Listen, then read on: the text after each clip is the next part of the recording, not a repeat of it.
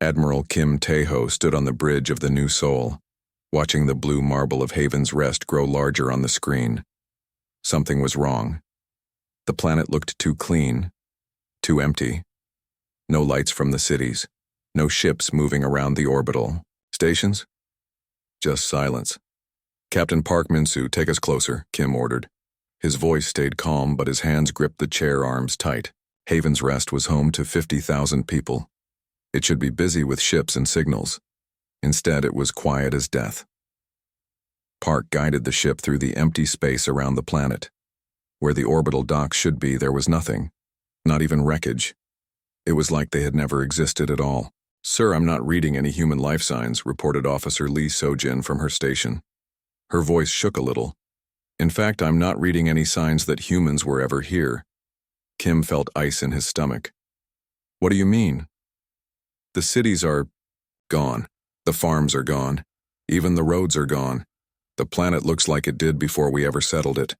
Kim walked to the viewing window.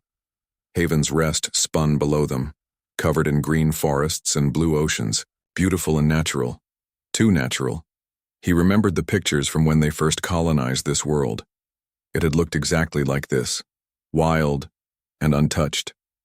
"Take us down," he said quietly. The New Seoul landed where New Busan used to be.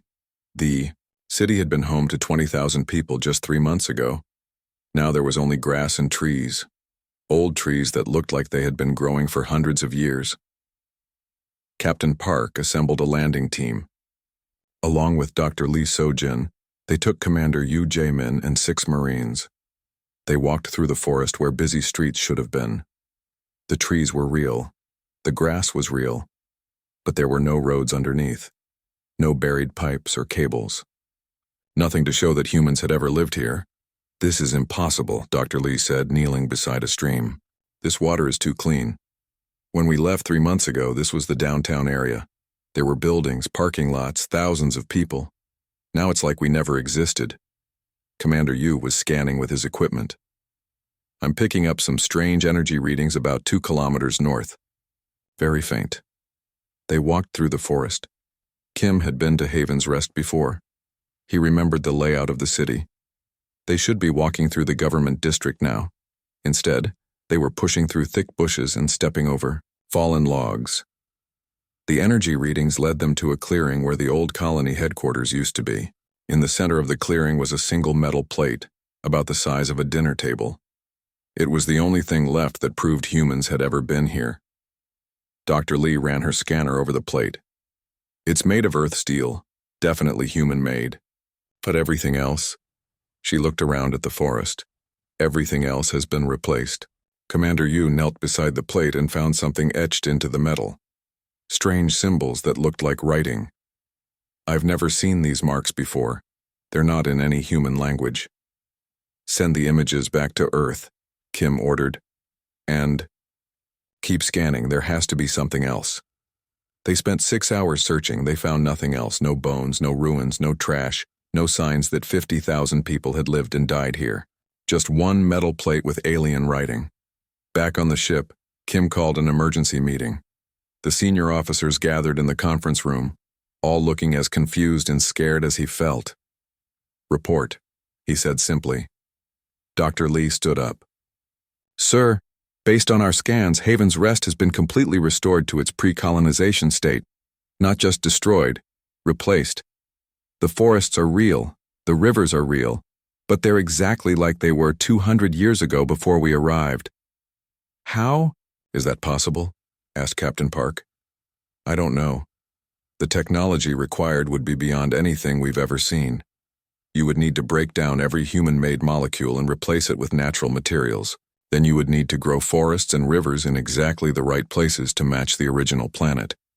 Commander Yu added, "The energy readings suggest this happened recently, maybe in the last month. Whatever did this is very advanced." Kim stared at the image of the alien symbols on his tablet. "What about these markings?" "I sent them to Earth's translation computers. They're working on it now." The communication officer interrupted. "Admiral, we're getting a priority message from Earth Command." Kim's tablet buzzed. The message made his blood run cold. 17 other human colonies had gone silent in the past month, all of them in the Outer Rim territories, all of them reported as unable to contact by passing ships. "Sir," Commander Yu said quietly, "I think we need to consider the possibility that we're under attack." "By who?" "We're at peace with all known species. Maybe we don't know all the species." Kim was about to respond when Dr. Lee's tablet chimed. The translation was complete. She read the message aloud, her voice getting smaller with each word. "The infection has been cleansed. The viral humans have been removed. This world is pure again. Let no memory of the disease remain. The hegemony." The room went completely silent. "The hegemony?" Kim asked. "Who are the hegemony?" "Unknown, sir," Yu replied. "Earth Command has no record of any group calling themselves the hegemony." Kim stood up and walked to the window. Haven's Rest looked peaceful and beautiful below them. 50,000 people had lived there. Families, children, old people, workers, teachers, doctors. Now they were gone like they never existed. "Sir," the communication officer called out, "I'm picking up some very faint signals from the planet's surface, deep underground. They're human communication frequencies." Everyone turned to stare at him. "Are you sure?" "Yes, sir. Very weak, but definitely human. Someone down there is trying to send a message." Kim felt a spark of hope. "Can you clean it up? Make it clear enough to understand?" The officer worked at his station for several minutes. Finally, a scratchy voice came through the speakers. It was a woman's voice, scared and whispering. "This is Dr. Kim Hye-jin from Haven's Rest Colony. If anyone receives this message, stay away from the Outer Rim. The hegemony is real. They're not just killing us, they're erasing us, making it like we never existed. They say humans are a disease that spreads too fast. They want to cure the galaxy of us. Tell Earth that we fought. Tell them we tried. But they have weapons we can't fight. They can change reality itself." The message ended. Kim looked around the room at his officers. All of them were thinking the same thing. If the hegemony could erase entire worlds, what could Earth do to stop them? "Set course for Earth," Kim ordered. "Maximum speed. And send a message ahead. Tell them what we found here. Tell them humanity is at war." Fleet Admiral Choi Hyun-woo sat at the head of the Emergency Council table in Geneva. Around him, the most powerful military leaders on Earth stared at the holographic display showing 18 red dots. 18 dead worlds. 18 places where humans used to live and now there was nothing. "The reports are all the same," said General Sim Dong-hyun, his voice hard with anger. "Complete erasure, not destruction, replacement, like we never existed at all." President Moon Jae-sung leaned forward in his chair. "Dr. Kang Yuna, tell us about this hegemony. What do we know?" Dr. Kang stood up and activated her presentation. She was Earth's best expert on alien minds, and she looked worried. "Based on the message fragments we've recovered, the hegemony is a coalition of 12 different alien species. They've been watching us for decades." "Watching us do what?" asked Admiral Choi. "Live, grow, spread to new worlds, and they're terrified of us." "Terrified? Of humans?" General Sim laughed, but it wasn't a happy sound. "We've been following their rules for 50 years. We signed every peace treaty they wanted. We limited our weapons. We played nice." Dr. Kang nodded. "That's exactly the problem. They're not afraid of our weapons. They're afraid of what we are." She changed the display to show human colony worlds before the attacks. Pictures of busy cities, mixed species communities, humans working alongside aliens from dozens of different races. "Look at these images. Every human colony becomes a melting pot. We don't just live alongside other species. We make friends with them. We learn their languages. We marry them. We adopt their children. We turn enemies into allies just by being ourselves." Captain Osubin spoke up from her seat. "So, that's good, right? That's what peace looks like. Not to the hegemony species. We've analyzed their psychology. They think in terms of pure bloodlines and separate territories. The idea of different species mixing and changing scares them more than any weapon." Admiral Choi frowned. They're killing us because we make friends? They're killing us because we make other species want to be like us. Every world we touch becomes more free, more creative, more willing to question authority. From their viewpoint, we're a virus that spreads dangerous ideas. President Moon was quiet for a long moment. Then he asked the question everyone was thinking. Can we fight them? General Sim stood up. We have to fight them. They're committing genocide. With what? Captain O pulled up Earth's military reports. Our fleet has 300 ships. Good ships, but we built them for defense and exploration. The hegemony just erased 18 worlds without us even knowing how they did it. We have advantages, General Sim insisted. Human tactics, human creativity. Do we? President Moon interrupted. He looked tired and old. Dr. Kang, show them the classified files. Dr. Kang's hands shook as she opened a new display. These are psychological warfare protocols that Earth Command developed 20 years ago. Interrogation techniques, battle strategies, ways of fighting that we agreed never to use. Admiral Choi leaned forward to read. His face went pale. These are brutal. They're human, President Moon said simply. This is how humans actually fight when we stop trying to be civilized. We've been holding back for 50 years because we wanted the aliens to like us. Captain O was reading over the files. Psychological manipulation, terror tactics, something called creative cruelty. What is this stuff? It's what makes other species afraid of us, Dr. Kang explained. Humans are the only species that wages war with their imagination. We don't just fight to win, we fight to make sure the enemy never wants to fight us again. General Sim was reading faster now. These strategies, they're designed to break the enemy's will to fight, not just defeat them, but make them afraid to ever oppose us again.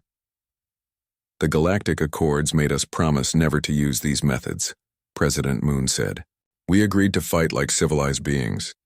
We limited our weapons, our strategies, even our thinking. We made ourselves weaker because we wanted to prove we weren't monsters. But they are monsters, Admiral Choi said quietly. They're erasing entire worlds full of innocent people. President Moon stood up and walked to the window. Outside, the lights of Geneva twinkled peacefully. Somewhere out there, in the darkness of space, an alien coalition was planning to erase every human life. The Accords were an agreement between honorable opponents, he said. Genocide breaks all agreements. The question is, are we willing to become what we promised we would never become? Dr. Kang brought up another file. There's something else. The psychological profile suggests that the hegemony species are not prepared for unrestricted human warfare. They've been fighting each other for thousands of years, but they always follow the same patterns: honor codes, limited objectives, predictable strategies. What are you saying? Asked Captain O. I'm saying they expect us to fight like aliens. If we fight like humans, really fight like humans with no rules and no limits, they won't know how to respond. General Sim was grinning now, but it was a scary grin. They want to see what humanity unchained looks like? Admiral Choi was reading deeper into the files. Some of this is disturbing, really disturbing.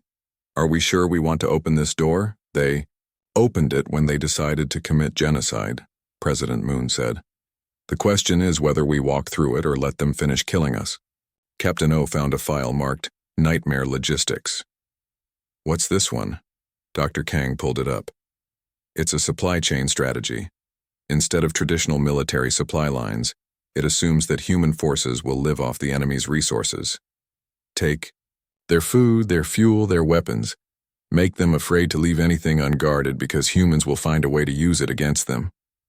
That's actually brilliant, General Sim admitted. It's also completely ruthless. Traditional warfare has rules about what you can and can't take from the enemy. This throws all those rules away. President Moon turned back to face them. I'm going to ask each of you a direct question. The hegemony is planning to erase every human in the galaxy. They want to make it like we never existed.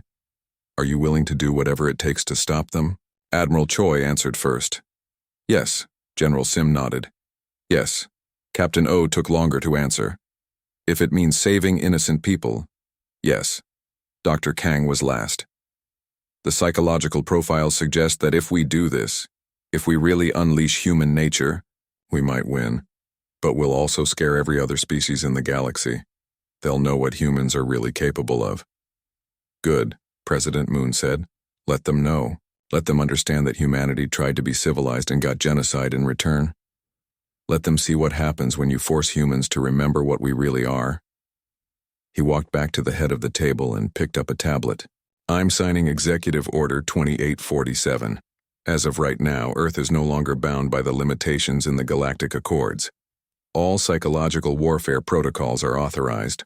All restricted strategies are approved for use. He looked around the room one more time. They wanted to face humanity unchained. Now they will. Admiral Choi stood up. What are our orders, sir? Find the hegemony. Find their worlds, their fleets, their leaders, and show them why every species in the galaxy was right to fear us. The meeting ended with new orders going out to every human ship in space. The age of playing nice was over. The age of humanity unchained had begun. Admiral Baek Jin-ho watched the enemy fleet through the screens of his command ship. 50 alien vessels in perfect formation, heading straight for the human colony of New Jeju. They moved like a parade, confident and proud. They had no idea what was waiting for them. 3 months had passed since Earth stopped playing by alien rules. 3 months of learning how to fight like humans again. The results had been surprising, even to the humans themselves. Commander Nam Hye-jin, your team's ready? Beck asked. Nam smiled from her station. She was in charge of the new Psychological Warfare Division. Ready, sir. We've been broadcasting to their fleet for the past hour. What kind of broadcasts? Human music, human stories, human ideas. Things their minds aren't built to handle. The individual crew members are starting to think thoughts their species has never thought before. Beck nodded. This was how humans fought now. They didn't just attack ships, they attacked minds. They planted ideas like seeds and watched them grow into doubt, fear, and confusion. Captain Ryu Sang-min, what's the status on our fleet? Ryu checked his displays. All ships are in position but not where the enemy expects them to be. We're using the new doctrine, hide until the last second, then attack from impossible angles. The alien fleet was getting closer. Bake could see their neat, orderly formation, each ship in its proper place following the rules of traditional warfare. It was beautiful in its own way. It was also completely wrong for fighting humans. Sir, reported Communications Officer Han Sung-woo, we're getting interesting readings from the enemy fleet. Their formations are getting sloppy. Some ships are falling out of line. Commander Nam laughed. That's the music working. We've been playing human jazz and rock music. Their minds are trained for order and predictability. Jazz is chaos that somehow makes sense. It's breaking their ability to think in straight lines. And the stories? Human fairy tales. Stories about individuals who fight impossible odds and win through cleverness instead of strength. Their species are all collective thinkers. The idea of one person changing everything is literally unthinkable to them. Until now. On the screen, the alien fleet was starting to look confused. Ships were changing course without orders.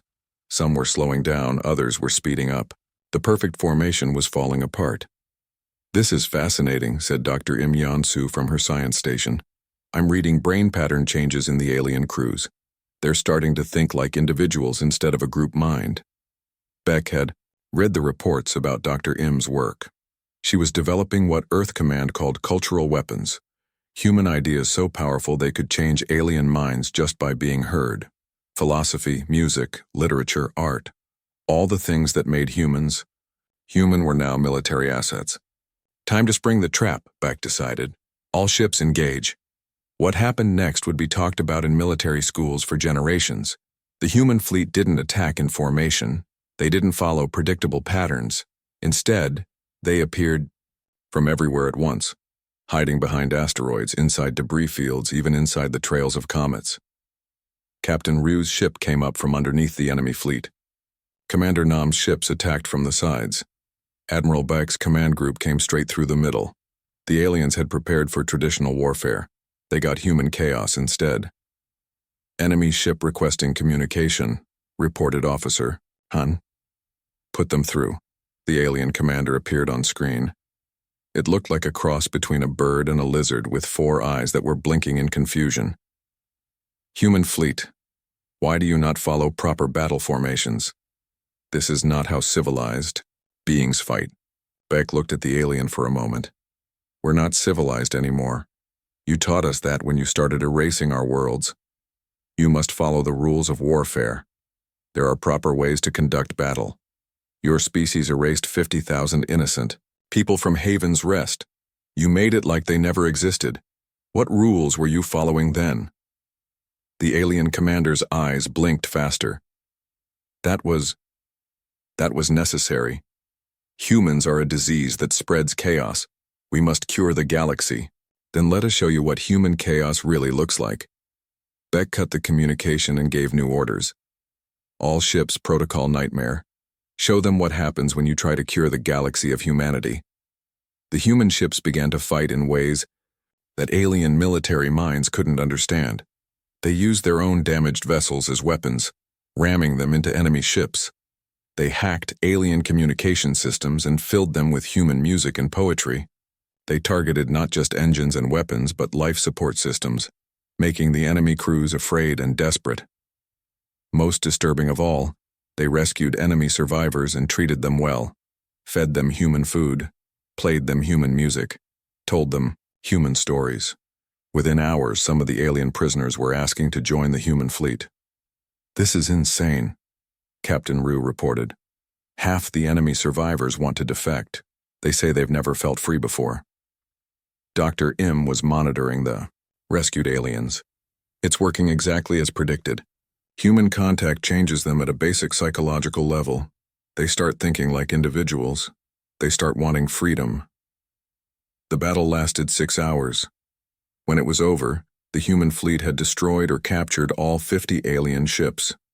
More importantly, they had converted almost half the enemy crews to the human cause. Admiral Bayek stood in the prison hold, looking at rows of alien creatures who had been trying to kill humans just hours before. Now they were asking questions about human philosophy and requesting copies of human books. Commander Nam, send a message to Earth Command. Tell them the psychological warfare protocols are working better than expected. The enemy isn't just being defeated, they're being converted. What should we do with the converts, sir? Beck thought about it. These aliens had been trying to commit genocide, but they were also victims of their own rigid thinking. Human contact had freed them from that. Give them a choice. They can go home and tell their people what they learned about humans, or they can join our fleet and help us stop the genocide. Most of them chose to stay. Word of the battle spread quickly through both human and alien communication networks. The message was clear. Humanity was no longer fighting defensively. They were taking the war to the enemy, and they were winning, by being completely impossibly human. On the bridge of his command ship, Admiral Bayek looked at the star charts showing hegemony territory. Dozens of worlds where the enemy thought they were safe. They were about to learn the most terrifying lesson in the galaxy. When you threaten humanity's existence, humans don't just fight back. They rewrite the rules of reality itself. Set course. For Kepler Station, he ordered. Time to liberate our first prison world, and time to show the hegemony what humanity unchained really means. The human fleet jumped to hyperspace, carrying with them a weapon more dangerous than any bomb. The irresistible human idea that freedom and individuality were worth any price.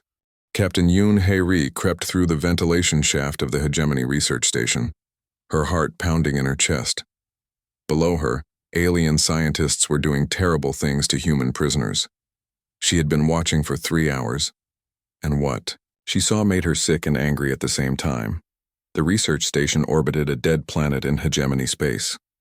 It was supposed to be secret, but human intelligence had found it 2 weeks ago. Now Yoon was here with a small team to discover what the aliens were really doing.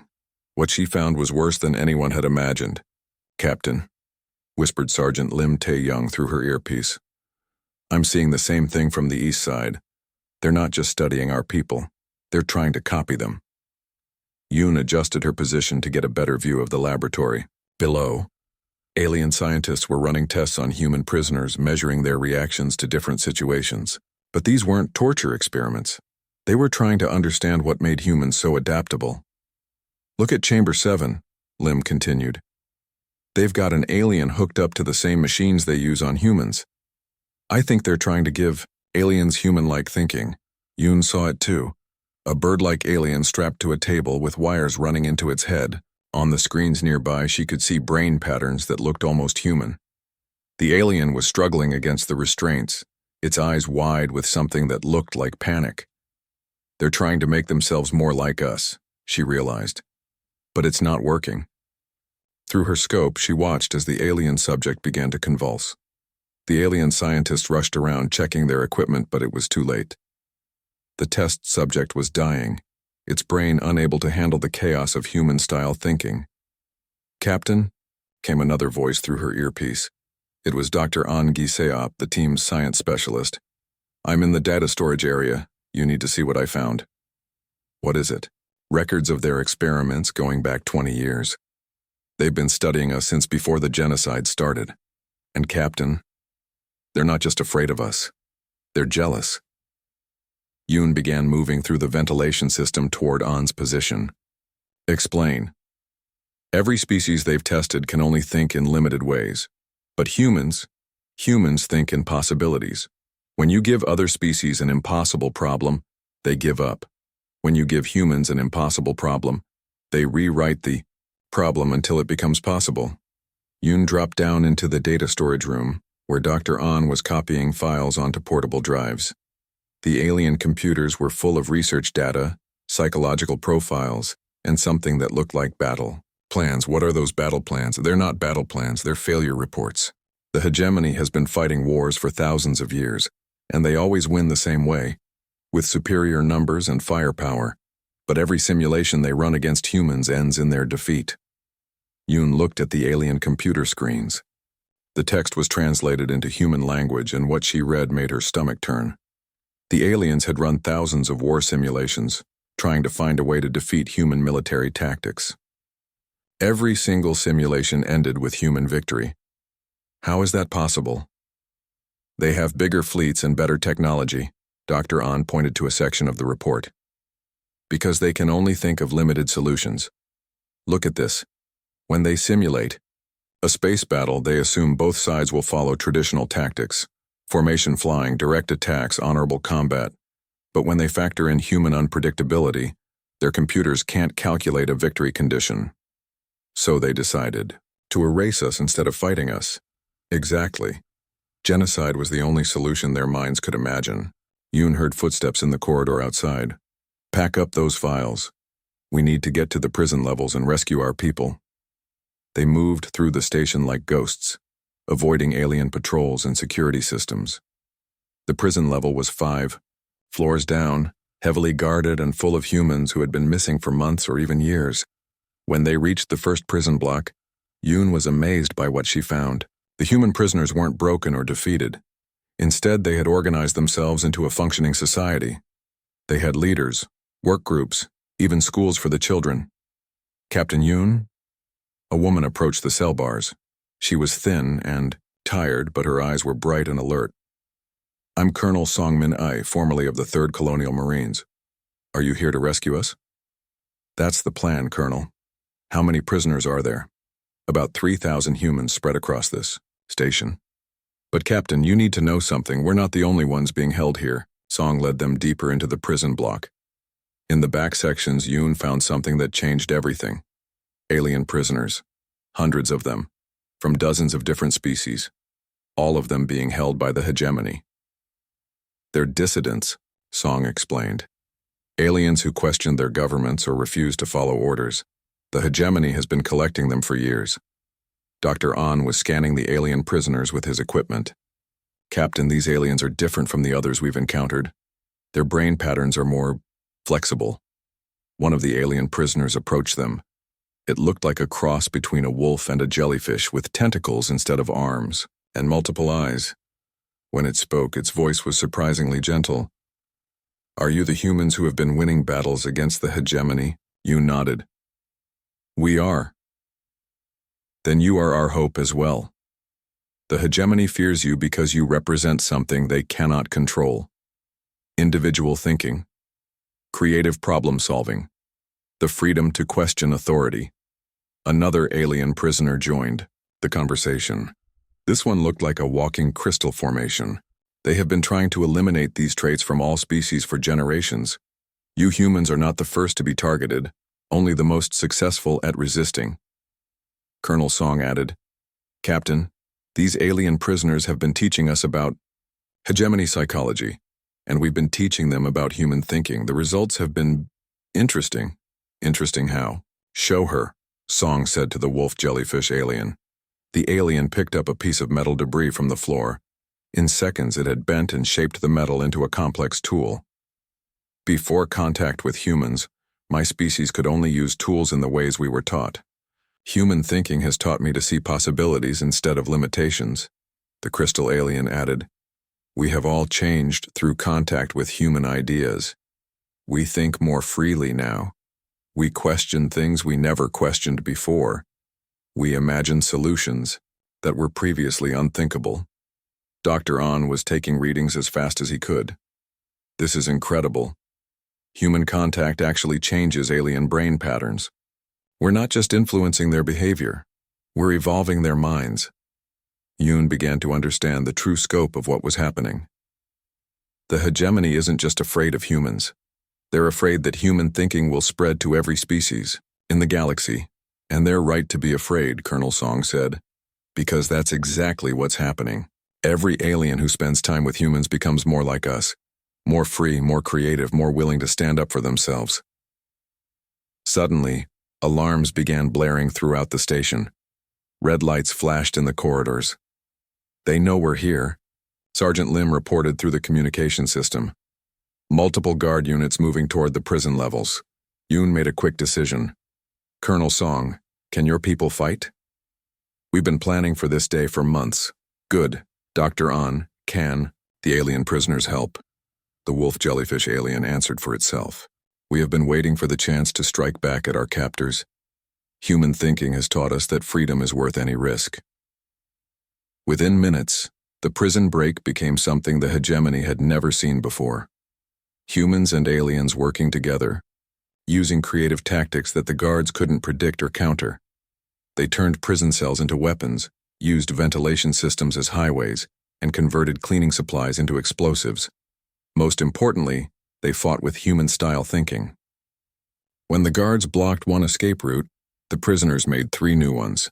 When the aliens tried to use superior firepower, the humans taught their alien allies to fight with cunning instead of strength. By the time Admiral Kwan Young-suk arrived with the rescue fleet, the prisoners had taken control of the entire research station. They had not only freed themselves but had also captured valuable intelligence about hegemony operations throughout the galaxy. Standing on the bridge of the rescue ship, Yoon looked back at the research station. Inside, 3,000 humans and 500 aliens were celebrating their freedom together. All of them had been changed by the experience. The humans had learned they could inspire other species to greatness. The aliens had learned they could be more than their biology had programmed them to be. Captain, Dr. An said quietly, I think we've discovered the real reason the hegemony fears us, which is, we don't just win battles, we change everyone we touch. We make them want to be better than they are. From their perspective, humanity isn't just a military threat. We're an evolutionary force that could transform the entire galaxy. Yoon nodded, understanding finally dawning. The war wasn't just about territory or resources. It was about the future of consciousness itself. And humanity had just proven that the future belonged to freedom. Supreme Admiral Lee Jungi stood before the largest fleet humanity had ever assembled. 500 ships filled the space around Earth, each one carrying weapons, warriors, and most importantly, ideas that could change the galaxy forever. The target was the Hegemony Core, a fortress system that had never fallen in 10,000 years of galactic warfare. 12 planets surrounded by defense stations, energy shields, and the most powerful, Military force the galaxy had ever seen. The aliens had gathered everything they had for one final battle. Field Marshal Young In-ho, are all battle groups ready? Lee asked. Young smiled from his command station. 6 months of fighting humanity unchained had changed him. The careful diplomatic officer was gone. In his place was something the aliens had never encountered, a human military leader with no limits and no mercy. All groups report ready, Admiral. We have human fleets, allied alien fleets, and something the enemy has never seen before. Mixed crews of humans and aliens working together. Lee nodded. The rescued aliens from the research stations had not just joined the human cause, they had revolutionized it. Alien technology combined with human creativity had produced weapons and tactics that seemed like magic to traditional military thinking. Captain Kim Hyojin, what's the status on Operation Mindbreak? Kim checked her displays. She was in charge of the psychological warfare that had become humanity's signature weapon. All broadcasting stations are ready. We've been flooding hegemony, space with human culture for weeks. Music, stories, philosophy, mathematics, everything that makes humans think the way we think. And the results? Refugee ships are streaming out of hegemony space. Not just individuals, but entire populations that have been exposed to human ideas. The hegemony is losing control of its own people. Lee walked to the main viewing screen. The hegemony core system looked like a fortress of light in the darkness of space. Millions of aliens lived there, most of them convinced that humans were a disease that had to be cured. In a few hours, they would learn what happened when you tried to cure the galaxy of humanity. Admiral Park So-young, give me a final assessment. Of enemy strength, Park consulted her intelligence reports. They have approximately 800 ships of various classes, all following traditional battle doctrines. Fixed defensive positions, predictable attack patterns, and a command structure based on rigid hierarchy. Weaknesses? All of them. Their entire military philosophy is based on fighting other aliens who think like they do. They've never faced an enemy that fights with pure human logic. Lee turned to address the entire fleet through the communication system. All ships, all crews, listen carefully. 6 months ago, the hegemony tried to erase us from existence. They thought they could cure the galaxy of human influence. Today, we show them what human influence really means. He paused, looking out at the assembled fleet. Humans, aliens, and mixed crews all working together toward a common goal. We are not here for conquest. We are not here for revenge. We are here to ensure that genocide never happens again to any species, anywhere in the galaxy. We fight not just for humanity, but for the right of all beings to think freely, to grow, to become more than they were born to be. The fleet began moving toward the hegemony core. What happened next would be studied by military historians for centuries. The humans didn't attack the fortress system directly. Instead, they did something the aliens couldn't comprehend. They ignored the military targets and went straight for the civilian populations, but not to hurt them. To help them. Captain Kim Hyojin's psychological warfare teams began broadcasting to every planet in the system simultaneously. Not propaganda or threats, but gifts. Human music that made alien hearts soar with emotions they had never felt. Human. Stories that opened minds to possibilities their species had never imagined. Human mathematics that revealed the beauty hidden in chaos. The effect was immediate and devastating. Across 12 worlds, billions of aliens suddenly began to think thoughts their rulers had forbidden them to think. They began to question why they lived in fear. They began to imagine what freedom might feel like. While the alien military focused on the human fleet, their own populations began to revolt. Not with violence, but with ideas. They simply stopped obeying orders that no longer made sense to them. Field Marshal Young implemented the final phase of the battle plan. Instead of fighting the alien military directly, the human fleet began rescuing alien civilians who wanted to escape the rigid control of the hegemony. Ship after ship loaded with aliens who had been touched by human ideas and wanted to experience true freedom. The alien military found itself in an impossible position.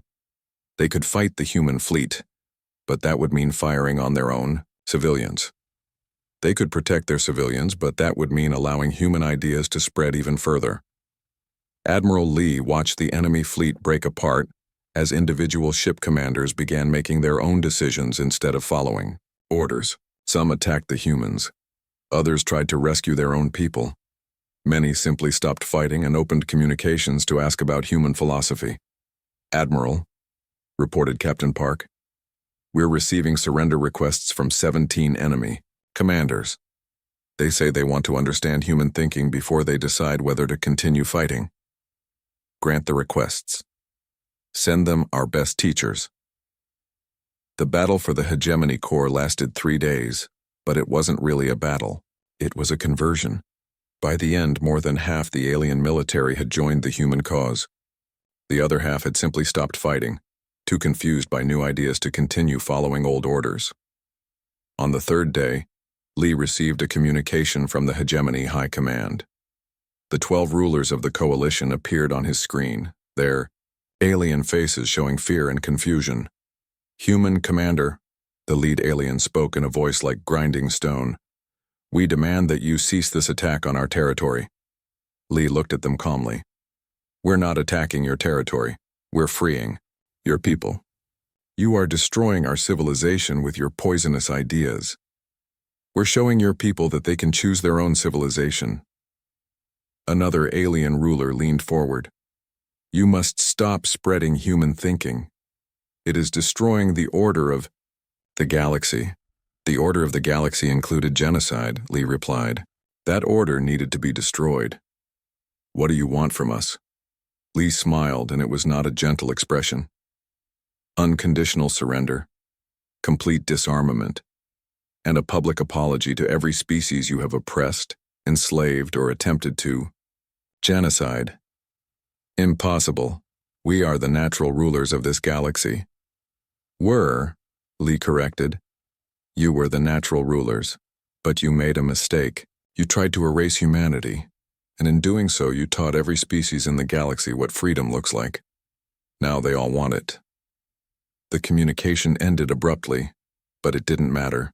The war was already over. Across hegemony space, alien populations were overthrowing their governments and establishing new societies based on human principles of individual rights and creative thinking. 6 months later, Admiral Lee stood on the observation deck of the New Geneva, watching the construction of the first Galactic Freedom Station. Representatives from over 100 species were working together to establish a new form of government, one where every being had the right to think freely and choose their own path. Captain Wee Min-jung approached with the daily reports. "Admiral, the last of the prison worlds has been liberated. We found over 50,000 humans who had been held for experimentation, plus nearly 500,000 aliens who had been imprisoned for thinking freely. How are they adapting?" "Better than expected. It turns out that once you free a mind from rigid thinking, it doesn't want to go back. Human ideas really are infectious, but in the best possible way." Lee nodded, looking out at the space station where humans and aliens worked side by side, building something the galaxy had never seen before, a civilization based on cooperation instead of domination. "Captain, send a message to Earth. Tell President Moon that the mission is complete. Humanity is no longer unchained because we no longer need to be. The galaxy has learned to be free." He paused, thinking about the journey that had brought them here. "And tell him that we've learned something important.